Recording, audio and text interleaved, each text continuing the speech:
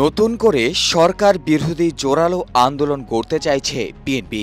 এরই অংশ হিসেবে রাজনৈতিক কর্মকৌশল নির্ধারণে নানামুখী তৎপরতা চালাচ্ছেন দলটির নেতারা।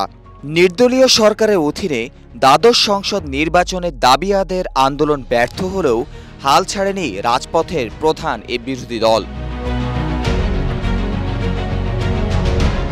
নির্বাচন বর্জনের পর দাবি আদায়ের আন্দোলনে আবারও জনগণকে সম্পৃক্ত করার পাশাপাশি নেতাকর্মীদের চাঙ্গা করার উদ্যোগ নেওয়া হয়েছে। তবে ঘুরে ফিরে তৃণমূলের নেতাকর্মীরা সরকার বিরোধী আন্দোলনে কেন্দ্রীয় নেতাদের ভূমিকা নিয়েই নানা প্রশ্ন তুলছেন।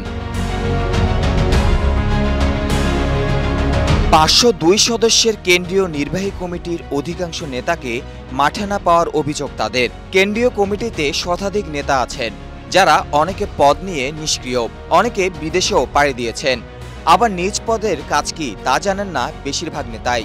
সাংগঠনিক সহ নানা কর্মকাণ্ডে গুটি কয়েক নেতাকে বারবার দায়িত্ব দেওয়ায় অন্যদের মধ্যে চাপা ক্ষোভ বিরাজ করছে।